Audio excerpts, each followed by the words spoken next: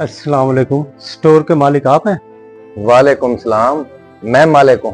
बताओ क्या बात है। कल मैं सामान लेकर गया था और ये सामान चोरी करके ले गया।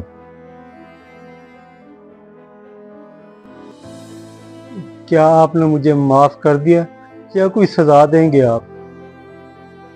कुछ समझ नहीं आ रही। जिंदगी में पहली बार ऐसा हुआ है कि कोई शख्स सामान चोरी कर गया और वो वापस करने आ गया हो।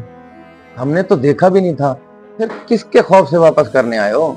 भाईजान, आप लोगों ने नहीं देखा ना, अल्लाह ताला तो देख रहा था ना, उसके खौफ की वजह से आया हूँ यहाँ। अच्छा, ये अल्लाह का खौफ चोरी करते वक्त कहाँ था। दरअसल मैं आपको बताता हूँ, मैं एक फैक्ट्री में आम सा मुलाजिम हूँ। कल मेरे बेटे की सालगिरह थी। उसने फरमाइश की थी कि अब्बू आते हुए ना मेरे लिए कुछ चीज़ें लेते आना। जब मैं चीज़ें लेने आया तो मेरे पास पैसे कम थे। मेरे पास जो पैसे थे मैंने उसका राशन ले लिया। फिर मैं शैतान के बहकावे में आ गया कि इतने बड़े स्टोर से अगर मैं 2-4 चीज़ें उठा लूँगा तो इनकी सेहत पे कौन सा असर पड़ना है। तो मैंने ये चीज़ें चोरी कर ली। मैं ये चीज़ें लेकर खुशी खुशी घर जा रहा था कि मेरा बेटा खुश होगा कि अचानक ही रास्ते में फ़ोन आया।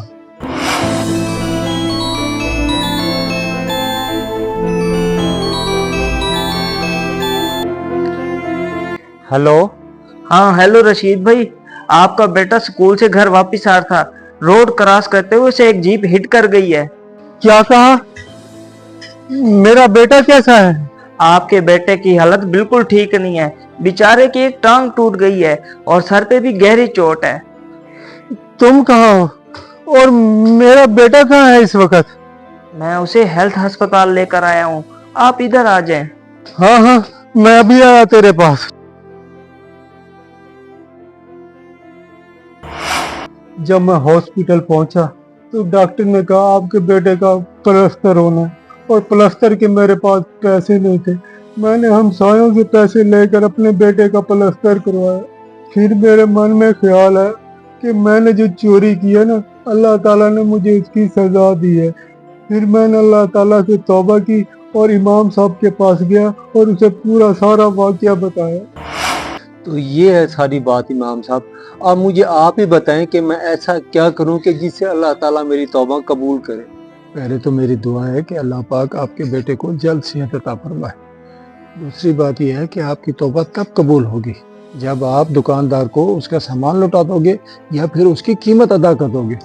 इमाम साहब, मुझे बहुत डर लग रहा है कहीं वो दुकानदार मुझे सजा ना दे दे। जब आप दुकानदार को जाकर सारी बात बताओगे तो वो ज़रूर हमदर्दी करेगा, वो तुम्हें माफ़ कर देगा। अल्लाह पे भरोसा रखो। ठीक है इमाम साहब, मैं जाकर बात करता हूँ। अल्लाह हाफिज़। अल्लाह हाफिज़। इमाम साहब, बात तो बहुत अच्छे तरीके से समझाई है, अल्लाह करे इसे समझ आ जाए। मैं सारी रात सो नहीं सका कि मेरा इतना कीमती नुकसान हो गया है। मैंने अल्लाह ताला से वादा किया है कि आइंदा कभी ना खुद हराम खाऊंगा और ना ही कभी अपने बच्चों को खिलाऊंगा। आप अगर मुझे माफ कर देंगे तो मेरा दिल हल्का हो जाएगा।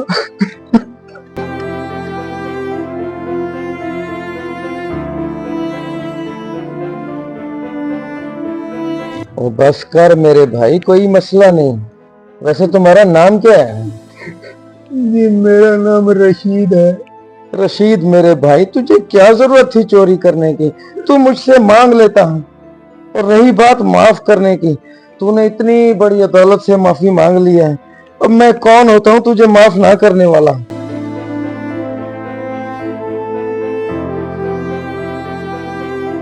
तू ऐसा कर, ये मेरी तरफ से अपने बच्चे के लिए ले जा और मैंने तुझे माफ किया। पर ये मैं कैसे रख लूं? और रख लो, कुछ नहीं होता।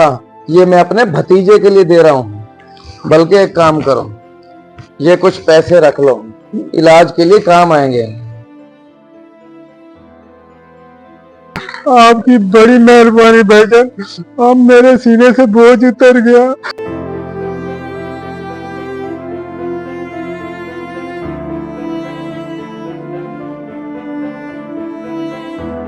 इस वीडियो को सदका जारिया समझ के आगे ज़रूर शेयर करें। हो सकता है आपका एक शेयर किसी की इस्लाह कर दे।